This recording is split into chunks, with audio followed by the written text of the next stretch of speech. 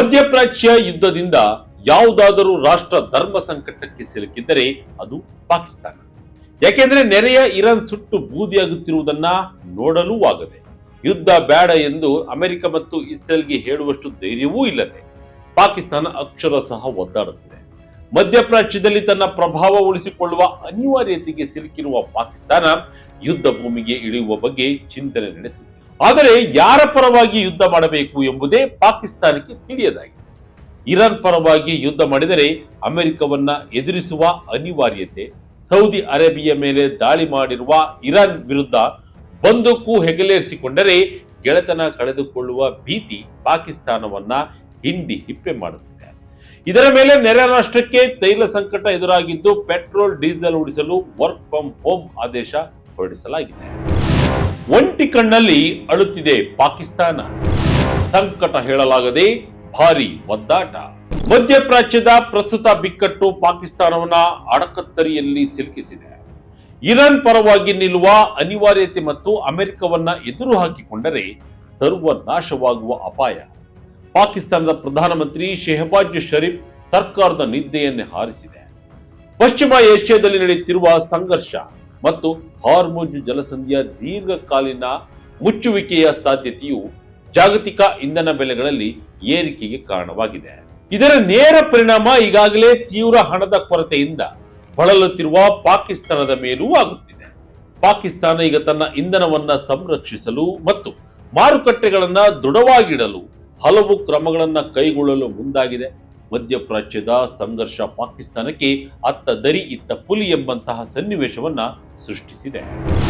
ಯುದ್ಧಕ್ಕೆ ಪಾಕಿಸ್ತಾನ ಸಜ್ಜು.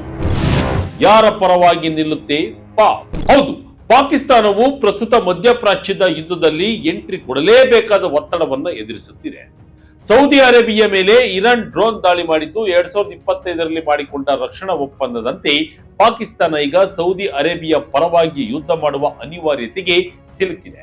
ಈ ಒಪ್ಪಂದದಡಿ ಎರಡೂ ರಾಷ್ಟ್ರಗಳ ಪೈಕಿ ಯಾವುದೇ ರಾಷ್ಟ್ರದ ಮೇಲೆ ಬೇರೊಂದು ರಾಷ್ಟ್ರ ದಾಳಿ ಮಾಡಿದರೆ ಅದನ್ನು ತನ್ನ ಮೇಲಿನ ದಾಳಿ ಎಂದೇ ಸೌದಿ ಅರೇಬಿಯಾ ಮತ್ತು ಪಾಕಿಸ್ತಾನ ಪರಿಗಣಿಸಬೇಕು. ಈಗ ಸೌದಿ ಅರೇಬಿಯಾ ಮೇಲೆ ಇರಾನ್ ದಾಳಿ ಮಾಡಿದ್ದು ಪಾಕಿಸ್ತಾನ ಅದನ್ನು ತನ್ನ ಮೇಲಿನ ದಾಳಿ ಎಂದು ಪರಿಗಣಿಸಬೇಕಿದೆ. ಸೌದಿಯೊಂದಿಗೆ ಕಾರ್ಯತಂತ್ರದ ಪರಸ್ಪರ ರಕ್ಷಣಾ ಒಪ್ಪಂದ ಜಂಟಿ ಸಂಘಟಿತ ಪ್ರತಿದಾಳಿಗೆ ಅವಕಾಶ ನೀಡುತ್ತೆ. ಆದರೆ ಈ ದಾಳಿಯು ಪರಮಾಣು ಶಸ್ತ್ರಾಸ್ತ್ರಗಳನ್ನು ಒಳಗೊಂಡಿರುತ್ತದೆಯೇ ಎಂಬುದರ ಕುರಿತು ಸ್ಪಷ್ಟ ವಿವರಣೆ ಇಲ್ಲ. ಆದರೆ ಒಪ್ಪಂದದಂತೆ ಪಾಕಿಸ್ತಾನವು ಸೌದಿ ಅರೇಬಿಯಾ ಪರವಾಗಿ ನಿಲ್ಲಬೇಕಿದ್ದು, ಇದೇ ಕಾರಣಕ್ಕೆ ಪಾಕಿಸ್ತಾನದ ವಿದೇಶಾಂಗ ಸಚಿವ ಇಶಾಕ್ ದಾರ್ ಅವರು ಈ ಕೂಡಲೇ ಇರಾನ್ ತನ್ನ ದಾಳಿಗಳನ್ನು ನಿಲ್ಲಿಸಬೇಕು ಎಂದು ಒತ್ತಾಯಿಸಿದ್ದಾರೆ. ಆದರೆ ಪಾಕಿಸ್ತಾನವು ಇರಾನ್ ಮೇಲಿನ ಅಮೆರಿಕ ಇಸ್ರೇಲ್ ದಾಳಿಯನ್ನ ವಿರೋಧಿಸಿದ್ದು ಅಯೋತಲ್ಲಾ ಅಲಿ ಖಮೇನಿ ಹತ್ಯೆಯನ್ನ ಖಂಡಿಸಿದೆ. ಯಾರ ಪರವಾಗಿ ನಿಲ್ಲಬೇಕು, ಏನು ಹೇಳಿಕೆ ನೀಡಬೇಕು ಎಂಬುದೇ ಪಾಕಿಸ್ತಾನಕ್ಕೆ ತಿಳಿಯದಂತಾಗಿದೆ. ಪಾಕಿಸ್ತಾನಕ್ಕೆ ತೈಲ ಕಂಟಕ, ತೈಲ ಉಳಿಸಲು ಏನೆಲ್ಲ ಕ್ರಮ? ಇನ್ನು ಮಧ್ಯಪ್ರಾಚ್ಯದ ಸಂಘರ್ಷವು ಪಾಕಿಸ್ತಾನಕ್ಕೆ ತೈಲ ಕಂಟಕವನ್ನ ತಂದಿಟ್ಟಿದೆ. ಡಾನ್ ನಲ್ಲಿ ಬಂದ ವರದಿಯ ಪ್ರಕಾರ ಪಾಕಿಸ್ತಾನವು ತನ್ನ ತೈಲ ಸಂಗ್ರಹಣೆಯನ್ನ ರಕ್ಷಿಸಲು ಉದ್ಯೋಗಿಗಳಿಗೆ ಮನೆಯಿಂದಲೇ ಕಡ್ಡಾಯವಾಗಿ ಕೆಲಸ ಮಾಡುವುದು ಅಥವಾ ವರ್ಕ್ ಫ್ರಮ್ ಹೋಮ್ಗೆ ಆದೇಶ ನೀಡಿದೆ. ಅಷ್ಟೇ ಅಲ್ಲದೆ ತೈಲ ಕಂಪನಿಗಳಿಗೆ ಪರಿಹಾರ ನೀಡಲು ವಾರಕ್ಕೊಮ್ಮೆ ಪೆಟ್ರೋಲಿಯಂ ಬೆಲೆ ಪರಿಷ್ಕರಣೆ ಮಾಡುವುದು ಮತ್ತು ವಿಮೆ ಹಾಗೂ ಆಮದು ಪ್ರೀಮಿಯಂಗಳ ಹೆಚ್ಚಿದ ವೆಚ್ಚಗಳಿಗಾಗಿ ಪರಿಹಾರವನ್ನ ನೀಡುವ ಬಗ್ಗೆ ಪಾಕಿಸ್ತಾನ ಗಂಭೀರವಾಗಿ ಚಿಂತಿಸುತ್ತಿದೆ. ಪೆಟ್ರೋಲಿಯಂ ಬೆಲೆಗಳು ಏರಿಕೆಯಾಗುತ್ತಿರುವುದರಿಂದ ತುರ್ತು ಕ್ರಮಕ್ಕಾಗಿ ಫೆಡರಲ್ ಕ್ಯಾಬಿನೆಟ್ನ ಆರ್ಥಿಕ ಸಮನ್ವಯ ಸಮಿತಿಗೆ ವರದಿ ಸಲ್ಲಿಸಲು ಪಾಕಿಸ್ತಾನ ಮುಂದಾಗಿದೆ. ಪೆಟ್ರೋಲಿಯಂ ಬೆಲೆಗಳು ಏರಿಕೆ ಆಗುತ್ತಿರುವುದರಿಂದ ಪಾಕಿಸ್ತಾನವು ತನ್ನ ತೈಲ ಶೇಖರಣೆ ಬಗ್ಗೆ ತಲೆಕೆಡಿಸಿಕೊಂಡಿದೆ. ಸದ್ಯ ಬ್ರೆಂಟ್ ಕಚ್ಚಾ ತೈಲವು ಬ್ಯಾರೆಲ್ಗೆ $80.40 ಏರಿಕೆಯಾಗಿದೆ. ಇದು ಜನವರಿ 2025 ನಂತರದ ಗರಿಷ್ಠ ಮಟ್ಟವಾಗಿದೆ. ಸಂಭವನೀಯ ಕ್ರಮಗಳಿಗೆ ಮುಂಚಿತವಾಗಿ ಸರ್ಕಾರಿ ಸ್ವಾಮ್ಯದ ಪಾಕಿಸ್ತಾನ್ ಸ್ಟೇಟ್ ಆಯಿಲ್ ಸರ್ಕಾರದ ಅನುಮೋದನೆಯೊಂದಿಗೆ ಹಾರ್ಮುಜ್ ಜಲಸಂಧಿಯ ಹೊರಗೆ ಇರುವ ಪೂರೈಕೆದಾರರಿಂದ ಪೆಟ್ರೋಲ್ ಮತ್ತು ಡೀಸೆಲ್ಗಾಗಿ ತಲಾ 2 ಆಮದು ಟೆಂಡರ್ಗಳನ್ನ ಹೊರಡಿಸಿದೆ. ಪಾಕಿಸ್ತಾನವು ಇಂಧನ ನಿಕ್ಷೇಪಗಳನ್ನ ಹೊಂದಿದ್ದರೂ ಭವಿಷ್ಯದ ಬೇಡಿಕೆಯನ್ನ ಗಮನದಲ್ಲಿ ಇಟ್ಟುಕೊಂಡು ಶೆಹಬಾಜ್ ಶರೀಫ್ ಸರ್ಕಾರ ಈ ನಿರ್ಧಾರಕ್ಕೆ ಬಂದಿದೆ ಎನ್ನಲಾಗಿದೆ. ಖಾಲಿಯಾಗುತ್ತಿದೆ ಪಾಕ್ ತೈಲ ಸ್ಟಾಕ್, ವರ್ಕ್ ಫ್ರಮ್ ಹೋಮ್ ಆದೇಶ.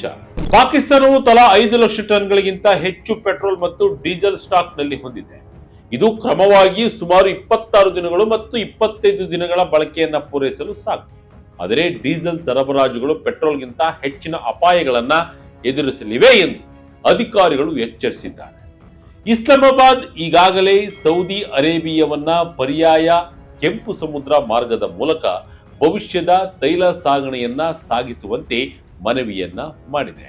ಅದೇ ಸಮಯದಲ್ಲಿ ಸರ್ಕಾರವು ಇಂಧನ ಸಂರಕ್ಷಣಾ ಕ್ರಮಗಳನ್ನು ಚರ್ಚಿಸುತ್ತಿದ್ದು, ಇದರಲ್ಲಿ ಸಾರ್ವಜನಿಕ ಮತ್ತು ಖಾಸಗಿ ವಲಯಗಳಲ್ಲಿ ಸಾಧ್ಯವಾದ ಕಡೆಗಳಲ್ಲಿ ಕಡ್ಡಾಯವಾಗಿ ಮನೆಯಿಂದ ಕೆಲಸ ಮಾಡುವ ಆದೇಶವನ್ನ ಜಾರಿಗೊಳಿಸಲಿದೆ. ಪಾಕಿಸ್ತಾನವು ಪಿಎಸ್ಒ ಮೂಲಕ ಕುವೈತ್ನಿಂದ ದೀರ್ಘಾವಧಿಯ ಡೀಸೆಲ್ ಸರಬರಾಜನ್ನ ಹೆಚ್ಚು ಅವಲಂಬಿಸಿದೆ ಮತ್ತು ಆ ಸರಕುಗಳು ಹಾರ್ಮುಜ್ ಜಲಸಂಧಿಯ ಮೂಲಕವೇ ಹಾದು ಹೋಗಬೇಕಿದೆ. ಜಾಗತಿಕ ತೈಲ ಸರಕುಗಳಲ್ಲಿ 20%ಕ್ಕಿಂತ ಹೆಚ್ಚು ಸದ್ಯ ಹಾರ್ಮುಜ್ ಜಲಸಂಧಿ ಒಳಗೆ ಸಿಕ್ಕಿ ಹಾಕಿಕೊಂಡಿವೆ ಎಂದು ಅಧಿಕಾರಿಗಳು ಹೇಳ್ತಿದ್ದಾರೆ. ಇದು ಹಡಗುಗಳ ಕೊರತೆಯನ್ನ ಸೃಷ್ಟಿಸಿದ್ದು, ಬಿಕ್ಕಟ್ಟಿನ ಮಧ್ಯೆ ಸಾಕಾಣಿಕೆ ವೆಚ್ಚಗಳನ್ನ ತೀವ್ರವಾಗಿ ಏರಿಕೆ ಕಂಡಿವೆ. ತೈಲ ಸರಕುಗಳ ವಿಮಾ ವೆಚ್ಚಗಳು ಪ್ರತಿ ಹಡಗಿಗೆ ಸುಮಾರು $30,000 ಅಮೆರಿಕನ್ ಡಾಲರ್ನಿಂದ $4,00,000 ಏರಿಕೆಯಾಗಿದ್ದು, ಪೆಟ್ರೋಲಿಯಂ ಉತ್ಪನ್ನಗಳ ಆಮದು ಪ್ರೀಮಿಯಂಗಳು ಸಹ ಭಾರಿ ಪ್ರಮಾಣದಲ್ಲಿ ಏರಿಕೆಯಾಗಿವೆ ಎಂದು ಪಾಕಿಸ್ತಾನದ ಅಧಿಕಾರಿಗಳು ಮಾಹಿತಿ ನೀಡಿದ್ದಾರೆ. ತೈಲ ಪೂರೈಕೆಯಲ್ಲಿ ಸರಪಳಿ ಕಾಪಾಡುವ ಸವಾಲು, ಸೌದಿ ಅರೇಬಿಯಾ ಮೇಲೆ ಪಾಕ್ ಅವಲಂಬನೆ. ಪಾಕಿಸ್ತಾನವು ತನ್ನ ತೈಲ ಅಗತ್ಯತೆಗಾಗಿ ಸೌದಿ ಅರೇಬಿಯಾದ ಮೇಲೆ ಹೆಚ್ಚು ಅವಲಂಬಿತವಾಗಿದೆ. ಆದರೆ ಪ್ರಸ್ತುತ ಹಾರ್ಮುಜ್ ಜಲಸಂಧಿ ಮುಚ್ಚಿರುವುದರಿಂದ ಸರಕು ಸಾಗಣೆ ವೆಚ್ಚಗಳು ಸಹ ಹೆಚ್ಚಾಗಿವೆ. ಹಡಗು ಚಾರ್ಟರ್ ದರಗಳು ಬಿಕ್ಕಟ್ಟಿನ ಮೊದಲು ಸುಮಾರು $9,00,000 ಅಮೆರಿಕನ್ ಡಾಲರ್ಗೆ ಇದ್ದರೆ ಈಗ ಬರೋಬ್ಬರಿ $4 ಮಿಲಿಯನ್ ಏರಿಕೆ ಕಂಡಿದೆ. ಈ ಅಂಶಗಳ ಸಂಯೋಜನೆಯು ಪಾಕಿಸ್ತಾನದ ತೈಲ ಮಾರುಕಟ್ಟೆ ಕಂಪನಿಗಳು ಮತ್ತು ಸಂಸ್ಕರಣಾಗಾರಗಳ ಮೇಲೆ ಹೆಚ್ಚುತ್ತಿರುವ ಒತ್ತಡವನ್ನ ಸ್ಪಷ್ಟವಾಗಿ ತಿಳಿಸುತ್ತಿವೆ. ಈ ಹೆಚ್ಚುವರಿ ವೆಚ್ಚಗಳಿಗೆ ಪರಿಹಾರ ನೀಡದಿದ್ದರೆ ಪಾಕಿಸ್ತಾನ ತೈಲ ಕಂಪನಿಗಳು ಆಮದುಗಳನ್ನ ನಿಲ್ಲಿಸಬಹುದು ಎಂದು ಅಧಿಕಾರಿಗಳು ಎಚ್ಚರಿಸಿದ್ದಾರೆ. ಆದ್ದರಿಂದ ಪಾಕಿಸ್ತಾನ ಸರ್ಕಾರವು ಇಂಧನ ಆಮದು ಮುಂದುವರಿಯುವಂತೆ ಮತ್ತು ಪೂರೈಕೆ ಸರಪಳಿಗಳು ಸಾಮಾನ್ಯ ಸ್ಥಿತಿಯಲ್ಲಿ ಇರುವಂತೆ ನೋಡಿಕೊಳ್ಳಲು ತೈಲ ಕಂಪನಿಗಳಿಗೆ ಪರಿಹಾರ ನೀಡುವ ಕಾರ್ಯ ವಿಧಾನವನ್ನ ಪರಿಗಣಿಸುತ್ತಿದೆ. ಹೆಚ್ಚುತ್ತಿರುವ ವೆಚ್ಚಗಳನ್ನು ವೇಗವಾಗಿ ವರ್ಗಾಯಿಸಲು ಮತ್ತು ಪೂರೈಕೆದಾರರ ಮೇಲೆ ಆರ್ಥಿಕ ಒತ್ತಡವನ್ನು ತಪ್ಪಿಸಲು ಅಧಿಕಾರಿಗಳು ಪೆಟ್ರೋಲಿಯಂ ಬೆಲೆ ಪರಿಷ್ಕರಣೆಗಳನ್ನ 15 ದಿನಗಳಿಂದ ವಾರಕ್ಕೆ ಬದಲಾಯಿಸಲು ಯೋಚಿಸುತ್ತಿದ್ದಾರೆ. ಬಿಕ್ಕಟ್ಟು ಪ್ರಾರಂಭವಾದಾಗಿನಿಂದ ಬೆಲೆ ಅಂತರವು ಈಗಾಗಲೇ ತೀವ್ರವಾಗಿ ಹೆಚ್ಚಾಗಿದೆ ಎಂದು ಮೂಲಗಳು ತಿಳಿಸಿವೆ. ಏನು ಮಾಡಲಿದೆ ಪಾಕಿಸ್ತಾನ? ಮನವಿಯ ಹೊರತು ಬೇರೆ ದಾರಿಯೇನು? ವಿಕಸನಗೊಳ್ಳುತ್ತಿರುವ ಪ್ರಾದೇಶಿಕ ಇಂಧನ ಪರಿಸ್ಥಿತಿಯ ಮಧ್ಯೆ ದೇಶದ ಪೆಟ್ರೋಲಿಯಂ ದಾಸ್ತಾನು ಮಟ್ಟ ಮತ್ತು ಪೂರೈಕೆ ಸರಪಳಿಗಳನ್ನ ಪರಿಶೀಲಿಸಲು ಪಾಕಿಸ್ತಾನದ ಹಣಕಾಸು ಸಚಿವ ಮೊಹಮ್ಮದ್ ಔರಂಗಜೇಬ್ ಸಭೆ ನಡೆಸಿದ್ದಾರೆ ಎಂದು ತಿಳಿದು ಬಂದಿದೆ. ಆದರೆ ತೈಲ ಪೂರೈಕೆಯನ್ನ ಖಚಿತಪಡಿಸಿಕೊಳ್ಳಲು ಮತ್ತು ತೈಲ ದಾಸ್ತಾನು ಉಳಿಸಿಕೊಳ್ಳಲು ಪಾಕಿಸ್ತಾನ ಭಾರೀ ಕಷ್ಟಪಡಬೇಕಿದೆ. ಮಧ್ಯಪ್ರಾಚ್ಯದ ಬಿಕ್ಕಟ್ಟು ಅದೆಷ್ಟು ಬೇಗ ಕೊನೆಯಾಗಲಿ ಎಂದು ಪಾಕಿಸ್ತಾನ ಪ್ರಾರ್ಥಿಸುತ್ತಿದೆ. ಆದರೆ ಬಿಕ್ಕಟ್ಟು ದಿನದಿಂದ ದಿನಕ್ಕೆ ಉಲ್ಬಣಿಸುತ್ತಲೇ ಇದೆ. ಇರಾನ್ ಪರವಾಗಿ ನಿಲ್ಲಬೇಕಾದ ಅನಿವಾರ್ಯತೆ, ಅಮೆರಿಕವನ್ನ ಎದುರು ಹಾಕಿಕೊಳ್ಳಲಾಗದ ಪರಿಸ್ಥಿತಿ ಮತ್ತು ಸೌದಿ ಅರೇಬಿಯಾ ಮೇಲಿನ ಇರಾನ್ ದಾಳಿಯನ್ನ ಖಂಡಿಸುವ ಸಂದಿಗ್ಧ ಪರಿಸ್ಥಿತಿಯಲ್ಲಿ ಪಾಕಿಸ್ತಾನ ಸಿಲುಕಿದೆ. ಹೀಗಾಗಿ ಪಾಕಿಸ್ತಾನಕ್ಕೆ ಈ ಎಲ್ಲ ರಾಷ್ಟ್ರಗಳಿಗೆ ಮನವಿ ಮಾಡಿಕೊಳ್ಳುವುದನ್ನು ಬಿಟ್ಟರೆ ಬೇರೆ ದಾರಿಯೇ ಇಲ್ಲ.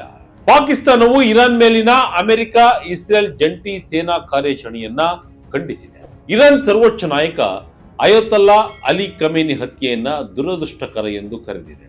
ಕೂಡಲೇ ಸಂಘರ್ಷ ನಿಲ್ಲಿಸಿ ರಾಜತಾಂತ್ರಿಕ ಮಾತುಕತೆ ಆರಂಭಿಸುವಂತೆ ಸಲಹೆ ನೀಡಿದೆ. ಆದರೆ ಪಾಕಿಸ್ತಾನದ ಸಲಹೆಯನ್ನ ಅಮೆರಿಕ ಮತ್ತು ಇಸ್ರೇಲ್ ಕಿವಿ ಮೇಲೆ ಹಾಕಿಕೊಂಡಿಲ್ಲ. ಹೀಗಾಗಿ ಮಧ್ಯಪ್ರಾಚ್ಯದಲ್ಲಿ ತನ್ನ ಪ್ರಭಾವಕ್ಕೆ ಧಕ್ಕೆಯಾಗದಂತೆ ನೋಡಿಕೊಳ್ಳುವ ಮತ್ತು ತನ್ನ ತೈಲ ಅಗತ್ಯತೆಗೆ ಧಕ್ಕೆಯಾಗದಂತೆ ನೋಡಿಕೊಳ್ಳುವ ಅನಿವಾರ್ಯತೆಗೆ ಪಾಕಿಸ್ತಾನ ಸಿಲುಕಿದೆ.